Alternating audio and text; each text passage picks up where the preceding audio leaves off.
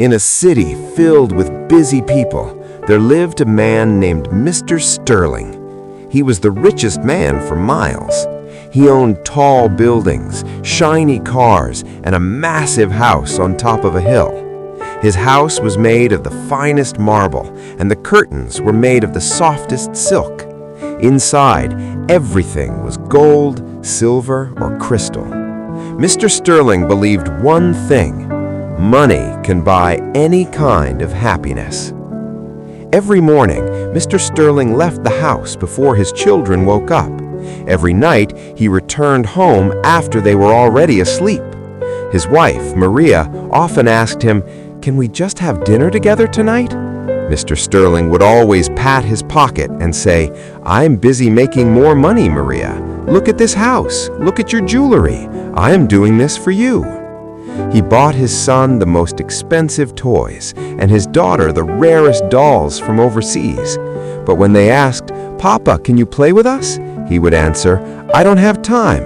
Here, take this gold coin and buy something else." Years passed. The children grew up. They didn't ask to play anymore. They didn't wait for him at the door anymore. Eventually, they moved away to live their own lives in other cities. Now, the house was bigger than ever because Mr. Sterling had added more rooms and more expensive statues. But there was a problem. The house was silent.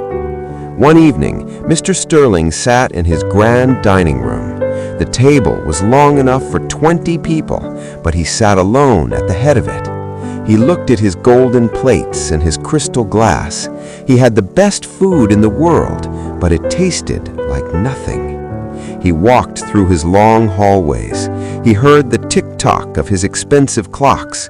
He had 1,000 clocks, but he realized he couldn't buy back a single minute of the time he missed with his children.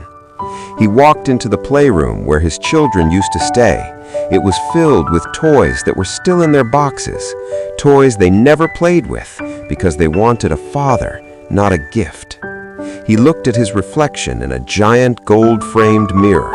He saw a man with millions of dollars, but his heart felt like a hollow cave.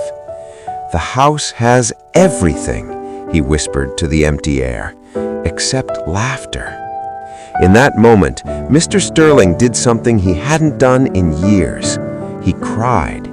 He realized that while he was busy chasing more, he had lost everything. He had a palace, but it wasn't a home. He was a billionaire, but sitting in that silent room, he finally felt truly poor. The next morning, Mr. Sterling did something different. He didn't go to the office. He didn't call his bank. Instead, he picked up the phone and called his daughter. "I don't want to talk about business," he said, his voice soft. "I just want to know, what is your favorite color now? And can I come visit you just to talk?" He began to sell his expensive statues and used the money to build parks and schools for families to spend time together. He learned that a small cottage filled with love and noise is worth more than a golden mansion filled with silence.